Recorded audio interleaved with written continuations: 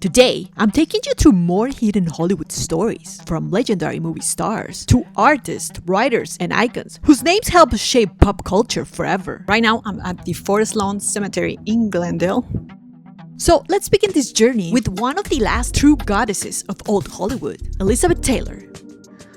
Elizabeth Taylor wasn't just a movie star. She became famous as a child in National Velvet, then grew into one of the most glamorous and powerful actresses of her generation. Why are you afraid of the truth? She won 2 Oscars.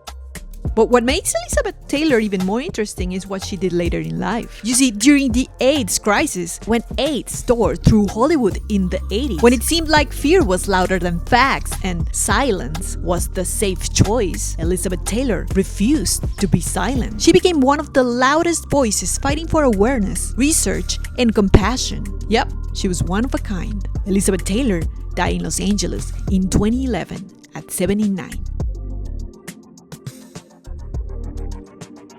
Now, this person isn't from Hollywood, but I'm naming him because he was the creator of these cemeteries. And I'm talking about Hubert Eaton. Hubert Eaton helped turn Forest Lawn into something very different from a traditional cemetery. Instead of darkness and heavy monuments, he imagined gardens, fountains, sculptures, and sunlight. That is one of the things I love about this place. There is so much art everywhere. And honestly, walking through it today, yeah, it feels more like a very quiet open space. It started being a very cloudy day in Los Angeles today, but now it's beautiful and sunny. This next grave I'm visiting is gonna take me a 35-minute walk. And there are no shortcuts. Like, you're supposed to bring a car, but recently it was Mother's Day, so I guess that's why there's so many flowers around here. Okay, so we made it to the Freedom Mausoleum after a long walk, and this is the grave of Walt Disney. Walt Disney doesn't need a long intro. Everyone knows that name. He created Mickey Mouse, helped turn animation into a serious art form, and built Disneyland around the idea that adults and children could dream in the same place. But one of the strangest things about Walt Disney's death is the myth that followed him. For decades, people have repeated the rumor that he was frozen after he died, but that's not true. Walt Disney died in 1966 at 65 from complications related to lung cancer. He was cremated and his ashes are here.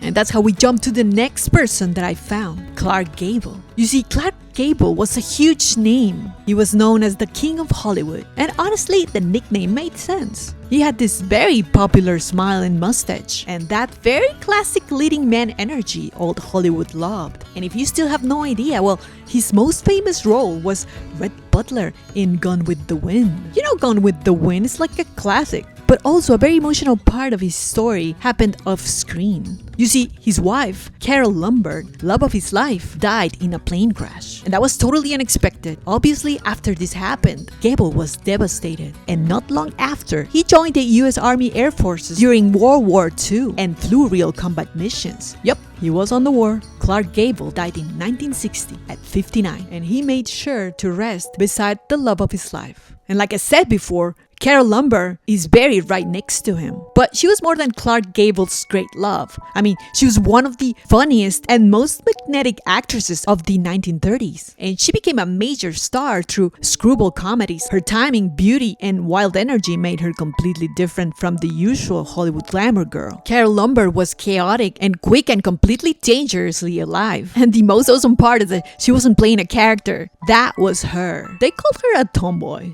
A tomboy, yeah. And that was actually what made her different. But her life ended shockingly young. In 1942, while returning from fundraisings for war, Carole's plane crashed into a mountain in Nevada. She was super young. She was only 33. Now, imagine what she had left. Let's change the mood. Walking through here, I found Red Skelton. So this was the closest I was able to access. And you can see here, it says Skelton. And this is the grave from Red Skelton. Red Skelton came from a very different era of comedy. His humor was built around innocence, physical comedy, and characters with a lot of heart, which made him one of the most beloved faces on American television for decades. Even off screen, I mean, he painted sad clowns that reflected that same bittersweet energy. Red Skelton died in 1997 at 84. Another grave that I couldn't really access to, but I could see from far, should be one of these. Not sure which one, but yeah, one of these should be. It's Jean Harlow's. Jean Harlow, she was the original platinum blonde. You see, before Marilyn Monroe, there was Jean Harlow with her white blonde hair, sharp humor, and a kind of confidence that felt dangerous for her time. She became a sensation in the 1930s, and thousands of women tried to copy her hair and style. But she wasn't just a beautiful face. She had the real comedic timing, and her chemistry with Clark Gable made them one of MGM's favorite screen pairs. Her life off screen, on the other hand, was filled with scandal and tragedy, including the mysterious death of her second husband. And then her own life ended while she was still very young. Jean Harlow died in Los Angeles in 1937. She was only 26. Crazy Parties, her final film, Saratoga, had to be finished using doubles. And now a very, very unique grave. This grave I wasn't really able to access to because it's completely closed. And this is the grave of the king of pop, Michael Jackson. Michael Jackson wasn't just a pop star. I could even say he became one of the most famous people on earth. From the Jackson 5 to Thriller, he changed music, dance, fashion, and what a music video could even be. Songs like Billie Jean didn't just become hits, they became part of global culture. But Michael's life was also complicated, intensely public, and surrounded by constant scrutiny. He died in Los Angeles in 2009 at 50. His death was caused by a powerful anesthetic called propofol, and his personal doctor was later convicted of involuntary manslaughter. His script is completely off limits. Still, people come here every day and leave presents, flowers, pictures, and things that remind them of Michael. Now from Forest Lawn, I'm gonna take you way across Los Angeles to another cemetery filled with Hollywood history. Hollywood Forever, where I found David Lynch.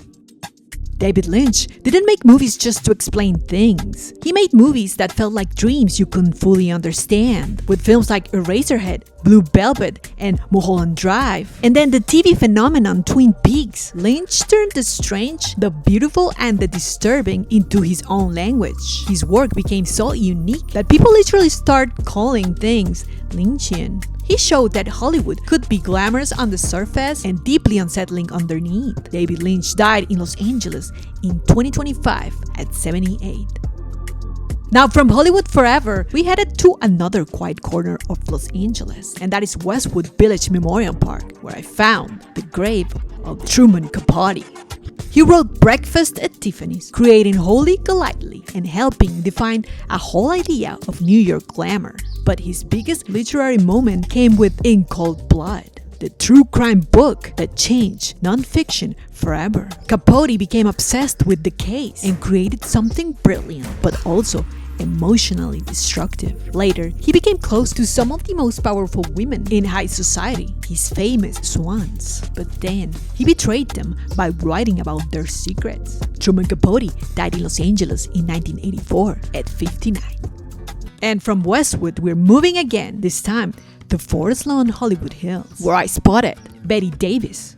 What I love about Bette Davis is that she wasn't trying to be the prettiest woman in Hollywood. She actually wanted to be the most powerful. She built a career playing women who were complicated, difficult, sharp, and impossible to ignore. And she won 2 Oscars, fought Warner Bros. For better roles, and became one of the first actresses to openly challenge the studio system. She proved that Hollywood could never really get rid of her. Now sit down!